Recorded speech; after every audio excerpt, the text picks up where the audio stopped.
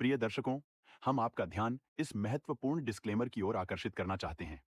इस इंटरव्यू में हमारे अतिथि द्वारा व्यक्त किए गए विचार और मत उनके व्यक्तिगत हैं। ये आवश्यक रूप से हमारे YouTube चैनल या संपादकीय टीम के दृष्टिकोण का प्रतिनिधित्व नहीं करते हैं। हमारा लक्ष्य एक ऐसा मंच प्रदान करना है जहां पसमानदा विषय से संबंधित विविध दृष्टिकोण प्रस्तुत किए जा सकें। हम विभिन्न विचारों को सामने लाने का प्रयास करते हैं, लेकिन इनका समर्थन या विरोध नहीं करते। आपके समय और सहभागिता के लिए हम आभारी हैं। यदि आपके कोई प्रश्न या चिंताएं हैं, तो कृपया हमसे संपर्क करने में संकोच न करें। पसमानदा समुदाय का महत्वपूर्ण अंग होने के लिए धन्यवाद। सादर, अब्दुल्ला, मंसूर, पसमानदा डेमोक्रेसी। नमस्कार। आज हमारे साथ ऑल इंडिया पसमानदा मुस्लिम महाज बिहार प्रदेश प्रधान महासचिव श्री तौकीर अहमद साहब जुड़ गए हैं। बिहार विधानसभा चुनाव अब संपन्न हो चुका है। 2 चरणों में हुए इस चुनाव में जनता ने अपने क्षेत्र से अपने प्रतिनिधियों को चुन लिया। अब सबकी निगाहें इस बात पर टिकी है कि किस पार्टी को बहुमत मिलेगी और कौन बनेगा बिहार का अगला मुख्यमंत्री। इन्हीं सवालों पर और आने वाली सरकार से जनता की उम्मीदों पर आज हम तौकीर अहमद साहब से बातचीत करेंगे। सबसे पहले तौकीर साहब, आपका बहुत बहुत स्वागत है। बहुत बहुत शुक्रिया आपके चैनल को और आपको कि आप लोगों ने मुझे अपनी बातों रखने का मौका दिया, जहां पे आपने इनवाइट किया। इसके लिए मैं तहे दिल से आपका और आपके चैनल का शुक्रगुजार हूँ। चुनाव अब खत्म हो चुके हैं, जनता ने अपना फैसला सुना दिया।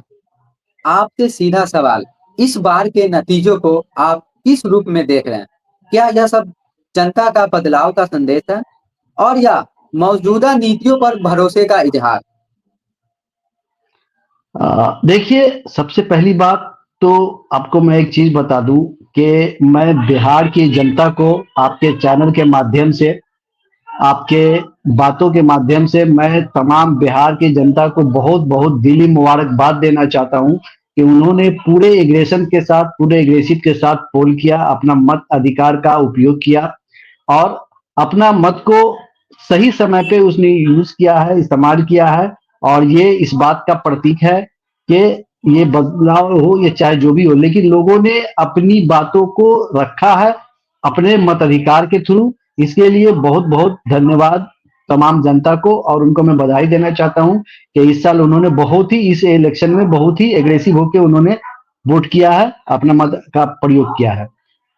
आपने जो सवाल किया कि क्या बदलाव है और क्या किस बेसिस पे हुआ है, तो मैं आपको बता देना चाहता हूं कि देखिए, बिहार की जनता तो बदलाव क्या होगी, बदलाव यही चाहती है कि उसका जो आज के परिप्रेक्ष्य में, आज के समय में जो उसका विकास हो रहा है, जो उसकी बेसिक मांगे हैं, जो उसकी बुनियादी मांगे हैं, उनमें और इजाफा हो, वो वही बदलाव चाहती है। वो ये बदलाव नहीं चाहती है कि इसका चेहरा सामने आ जाए, उसका चेहरा सामने आ जाए, ये सरकार ये अपनी कुर्सी पे बैठ जाए। वो उनकी बेसिक चीजें यही हैं कि बदलाव हो उनके जीवन में, बदलाव हो उनके क्रियाकलाप में, बदलाव हो बिहार के विकास में, बदलाव हो बिहार को रोजगार देने में, बदलाव हो बिहार को शांतिपूर्ण से जीने में। तो इसके लिए पब्लिक ने वोट किया है, जनता ने वोट किया है, बदलाव के लिए किया है, लेकिन वो बदलाव विकास के रूप में देखने के लिए बदलाव के लिए किया है, न कि और उसका कोई और कारण है। यही कारण है कि इस बार एग्रेशन में पोल हुआ है और जनता चाहती है कि बिहार जिस परिप्रेक्ष्य में आगे बढ़ रहा है उसमें और बदलाव हो और तरक्की करे और विकास की ओर बढ़े, और बिहार का नाम पूरे हिंदुस्तान में अव्वल नंबर पे आए, 1 नंबर पे आए। इसी को ध्यान में रख के लोगों ने इस साल एग्रेशन एग्रेसिवली पोल किया है, बहुत एग्रेशन दिखाया है अपने पोल में। चलिए, मेरा एक सवाल है, इस चुनाव में पसमानदा समाज की सीधी भूमिका क्या रही?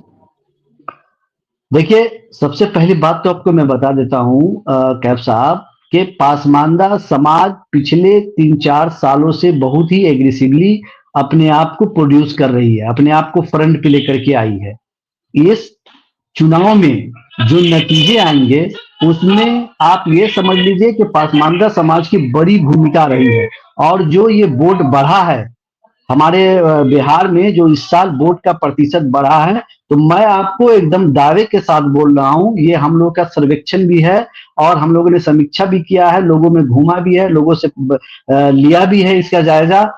कि ये जो पोल बढ़ा है ना, इसमें एक बहुत बड़ा योगदान पासमानदा समाज का भी है। आपको मैं बता देना चाहता हूं कि पहले भी इलेक्शन हुए हैं, पहले भी पासमानदा समाज ने वोट गिराया है, लेकिन जो एग्रेशन इस साल आया है उसमें पासमानदा समाज के वोट का बहुत बड़ा योगदान है।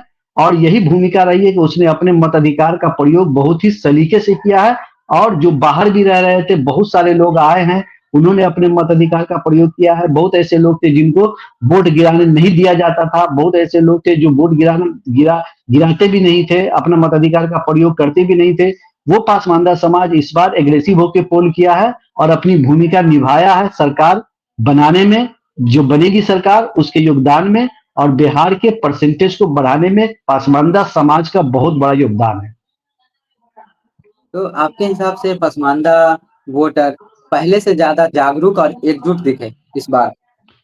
बिल्कुल, बिल्कुल, ये बहुत जागरूक हुए हैं, बहुत ज़्यादा उन्होंने अपने आप को आगे रख के पोल किया है और जागरूक हुए हैं। घर की महिलाएँ, हमारी बहनें, हमारे माताएँ जो नहीं कभी जाती थी, बहुत ऐसे जगह थे जिनको वोट गिराने के बारे में सही से बताया नहीं जाता था। उनके नाम पे कहीं पर कोई लोग वोट गिरा देते थे, कुछ होता था, मतलब इस तरह की बहुत सारी चीज़ें पहले हुआ करती थी। इस साल ऐसा हुआ नहीं है, इस साल वो लोग बूथ तक गए हैं और एग्रेसिव होकर पोल गिरा है, भाई अपना मत का प्रयोग किए हैं। और यही कारण है, मैं बार बार बोल रहा हूं कि इस बार का जो परसेंटेज बढ़ा है उसमें पासमानदा समाज का बहुत बड़ा योगदान है। तो पसमानदा समाज जो इस बार जागरूक दिखे और एकजुट भी दिखे आपके अनुसार, तो पसमानदा समाज को जागरूक और एकजुट दिखने के पीछे इसके बड़े मुद्दे और मतलब जरूरी क्या थे? देखिए, जरूरी मुद्दे क्या थे? मैं बता रहा हूं आपको क्यों हुआ है ऐसा, ये भी मैं आपको बता देता हूं। दो कारण है इसके। पहला कारण तो ये है कि पासमानदा समाज पिछले 3-4 सालों से अपने अधिकारों के लिए बड़ी एग्रेसिवली लड़ाई लड़ रही है। इनके जो कुछ हर मोहल्ले में, हर गांव में, हर शहर में, हर तबके में जो पासमानदा के बुद्धिजीवी लोग हैं, उन्होंने इस बात को समझा कि नहीं भाई अब बहुत हो गया, अब हम लोग सिर्फ यूज हुए हैं, अभी तक हम लोगों ने सिर्फ अपने आप को यूज करवाया है, अब हम लोग यूज नहीं होंगे, अब हम लोग जागरूक होकर के अपने अधिकार की बात करेंगे, अपनी बातों को रखेंगे सरकार के सामने। तो उन्होंने इस पे काम किया। बहुत ऐसी तंजीमें हैं हम लोगों की, हमारा जैसे कि मेरा पास हम लोग की पासमानदा समाज है जिसका मैं प्रधान महासचिव हूँ बिहार का। हम लोगों ने जागरूक किया लोगों को, हम लोगों ने बताया कि नहीं भाई आप अपना अधिकार मांगने के लिए आपको पहले आपके अपने मत का अधिकार को उपयोग करना पड़ेगा।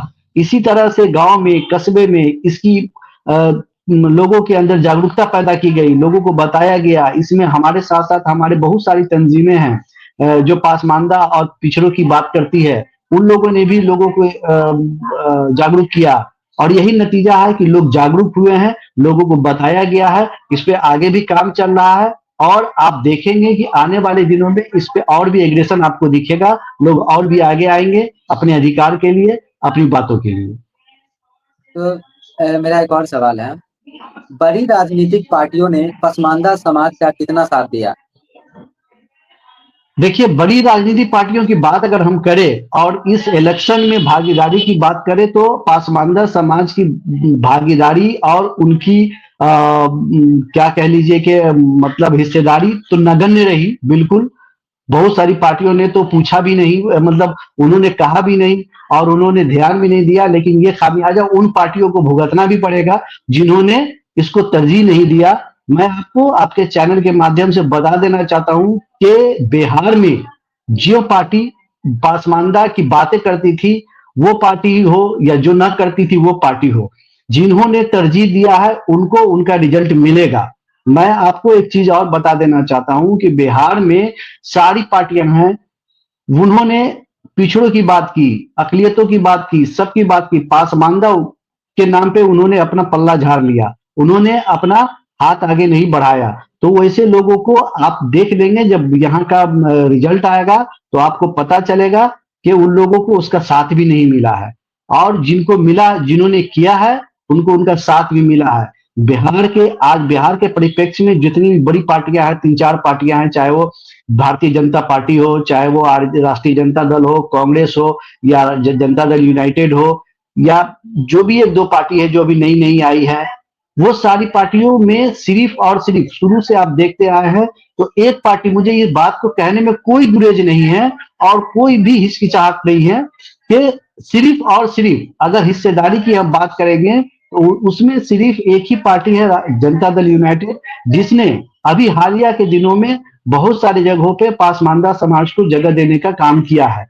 इससे पहले भी उसने एमएलसीज में, राज्यसभा में, उन्होंने अपने कलम से, उस पार्टी ने वोट में न जा करके उन्होंने अपने कलम से पासमानदा समाज को आगे बढ़ाने का काम किया है। चाहे वो अली अनवर अंसारी साहब हो, चाहे वो डॉक्टर एजाज साहब हो, या साबिर अली साहब हो, कहकशा परवीन हो, ये सारे लोगों को उसी पार्टी ने आगे बढ़ाया और उसी पार्टी ने उन लोगों को अपने कलम से वहां तक पहुंचाया, सदन में पहुंचाया। उन्होंने टिकट देके वोट लेने के लिए उनको नहीं कहा, उन्होंने अपने कलम से वहां जगह दी, इज्जत दिया उन्होंने।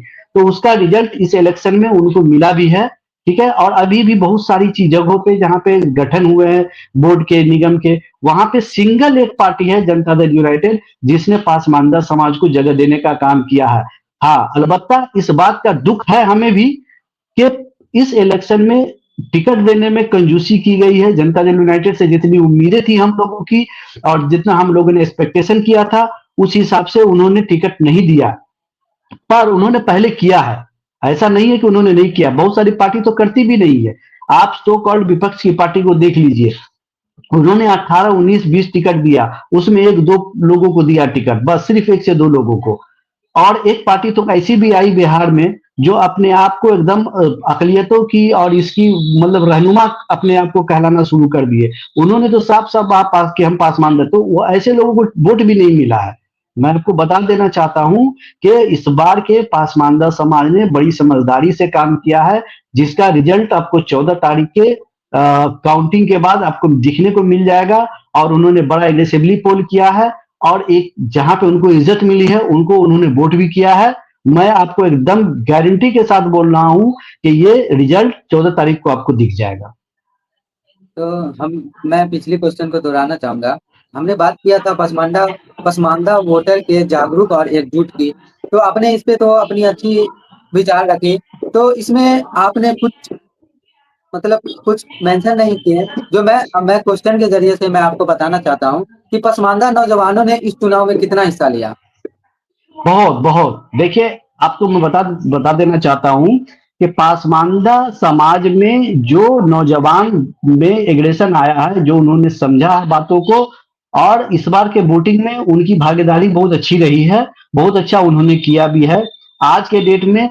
ठीक है, थोड़ा सा मैं इस बात को एक्सेप्ट करता हूं कि हम लोग कई तंजीमों में अभी फिलहाल बटे हुए हैं, लेकिन जो भी आदमी जहां पे है उसने अपने आप को बहुत ही आगे रखा है, खास करके नौजवानों ने। और आपको एक चीज बात जान के बड़ा ताज्जुब होगा कि बिहार में के इतिहास में ये पहली बार ऐसा हुआ है कि एक अनुसूचित जाति जगह से हमारे पासमानदा समाज के, हमारे दलित समाज के मुस्लिम से एक बंदे ने नॉमिनेशन भी किया है, एक लड़के ने, एकदम नौजवान लड़का है वो, और बहुत ही मजबूती से वो लड़ा भी है। तो ये एक एग्जाम्पल है, ये बहुत बड़ा एग्जाम्पल है।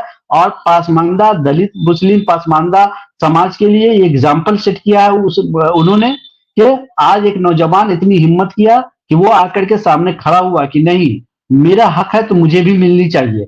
तो ऐसा नहीं है कि नौजवान बहुत एग्रेसिवली पोल किए हैं, जो जहां पे है, जिस संगठन में है, उसने अपने आप को आगे रख करके इस पे पोल कराने में, वोट कराने में उन्होंने हिस्सेदारी दिखाई है और बड़ा एग्रेसिव होकर के, जागरूक होकर उन्होंने काम किया है। तो आपने कहा कि 14 नवंबर को इसका रिजल्ट दिखेगा, तो 14 नवंबर को जब रिजल्ट दिखेगा तो नई सरकार को पसमानदा समाज के लिए सबसे पहले क्या काम करना चाहिए। देखिए, सबसे पहली बात तो मैं बता देता हूं कि सरकार तो अभी किसकी बनती है ये तो कहना मुश्किल है। अभी हम ये नहीं बोल सकते हैं क्योंकि ये तो जनता का फैसला होगा, जो आएगा। हो सकता है कि मेरे हमारे मिजाज से के लायक हो, या हो सकता है मेरे मिजाज के लायक ना हो, लेकिन जो भी सरकार बनेगी वो उनको अब आगे से पासमानदा समाज को साथ में लेके चलना होगा। उनको ये समझना होगा कि पासमानदा समाज अब जागरूक हो चुका है।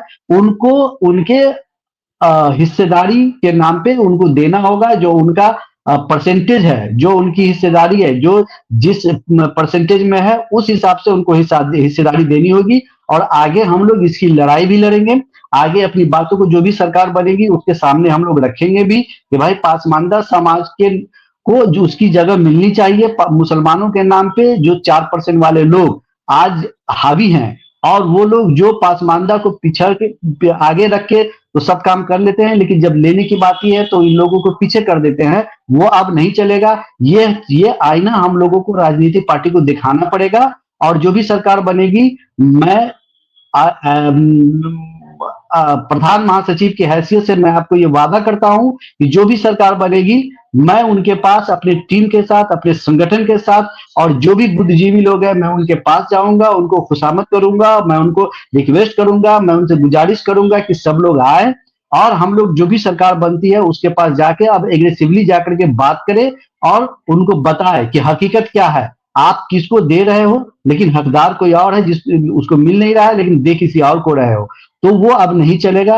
अब जो जनगणना हुआ है उस जनगणना के अनुसार जिसकी जितनी आबादी है उसके हिसाब से उसकी हक मिलनी चाहिए। इसकी बात हम नए सरकार के पास हम लोग रखेंगे और इसकी लड़ाई भी लड़ेंगे मजबूती के साथ, और उनको उनका आईना दिखाएंगे कि हम लोग कहाँ पे है और हम लोग की क्या हिस्सेदारी होनी चाहिए।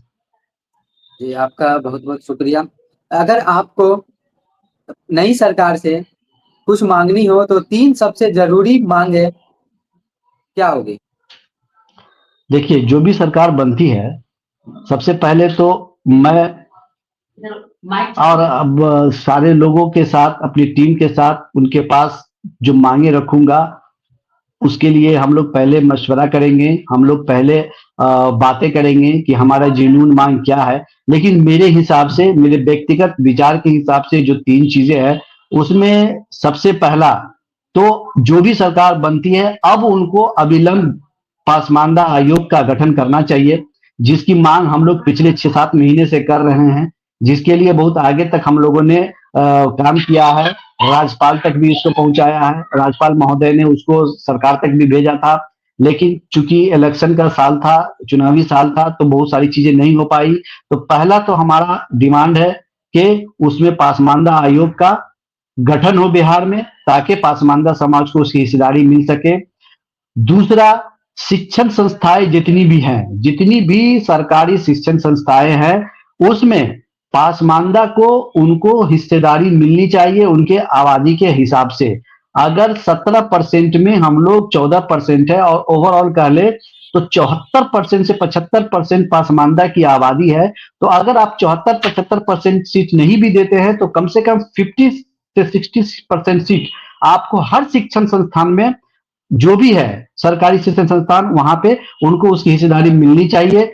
चाहे जो वो बोर्ड है, वो निगम है, इमारत शरिया है, मुस्लिम पर्सनल लॉ बोर्ड है, या इस तरह की जितनी भी इदारा है, इस सारे इदारों में पासमानदा को उनके आबादी के हिसाब से उसकी हिस्सेदारी मिलनी चाहिए। ये हम लोगों की दूसरी मांग होगी।